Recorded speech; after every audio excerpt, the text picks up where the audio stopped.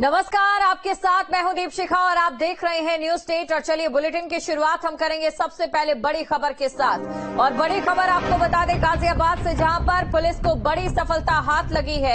1,97,00,000 रुपए बरामद किए गए। 3 अभियुक्तों को पुलिस ने गिरफ्तार किया है। कारोबारी विकास जैन की दुकान से 22 लाख की चोरी हुई।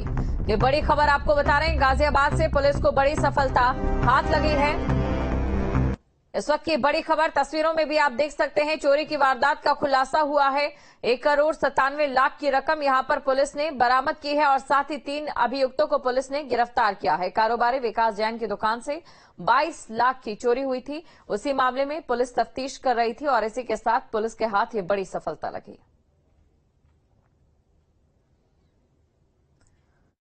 आइडेंटिटी छिपाने के लिए मास्क लगाया हुआ है और हेलमेट लगाया हुआ है।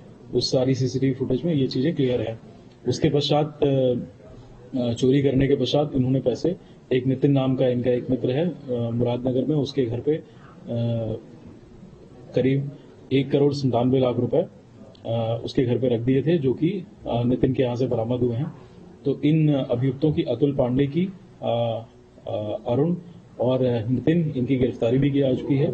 और 1,97,00,000 रुपए ये और 12,90,000 रुपए जो 9 फरवरी को प्राप्त हुए थे, इसकी इतनी की रिकवरी भी की जा चुकी है, जिसको जो है अब प्रॉपर लीगल माध्यम से।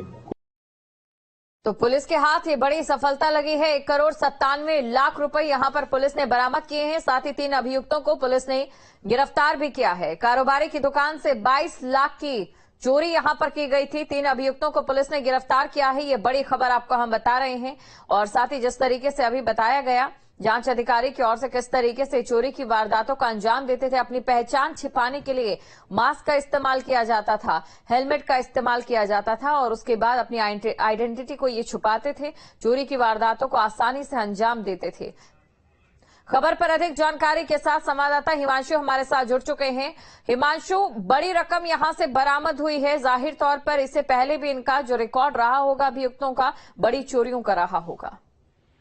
और देखिए, अगर बात करें तो ये पर्सनली उनके खास, जिसकी हम बात करें विकास जैन, उनके कुक और ड्राइवर का ये पूरा काम था, जिन्होंने पूरा षड्यंत्र रचा था, जिनको पुलिस ने गिरफ्तार भी कर लिया है।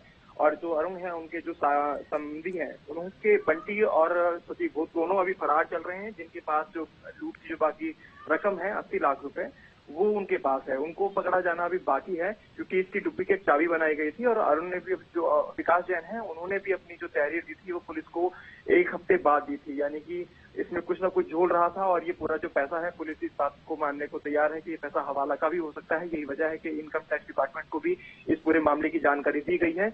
1,97,00,000 रुपए का मिलना, ये अपने आप में बड़ी बात थी। जिसमें जब FIR दर्ज कराई गई थी तो कुल 22 लाख रुपए का जिक्र किया गया था। और जिसमें ये बताया भी गया था विकास जैन की तरफ से, जो कारोबारी हैं, कि उनकी पत्नी के कुछ गहने हैं, साथ ही कुछ दस्तावेज थे जो ऑफिस से उनके गायब हैं। जिसके बाद ये पूरे प्रकरण के अंदर पुलिस ने जब जांच शुरू की और इसका खुलासा किया, तब 3 अभियुक्तों को पुलिस ने गिरफ्तार किया। और उसके बाद इस पूरे खेल का खुलासा हुआ, किस तरह से कुक ने और ड्राइवर ने मिलकर ये पूरी प्लानिंग रची। और उनको पता था कि जो ऑफिस है उनका, विकास जैन का, उनके ऑफिस पर तकरीबन 2,80,00,000 रुपए वहां पर रखे हुए हैं। और उसके बाद उन्होंने 7 तारीख की रात को प्लानिंग करने के बाद उसका ताला तोड़ा और अंदर घुसने के बाद जो पैसों से भरे बैग थे उनको वो ले गए। सबसे बड़ी बात आपको ये भी बता दें कि एक और बैग वहां पर मौजूद था, जिसके अंदर तकरीबन 12,80,000 रुपए कैश मौजूद था। लेकिन उस बैग पर इन चोरों की नजर नहीं गई और ये उस बैग को वहीं पर छोड़कर चले गए। लेकिन पुलिस ने उसको भी अपनी इन्वेस्टिगेशन रिपोर्ट के अंदर शामिल किया है।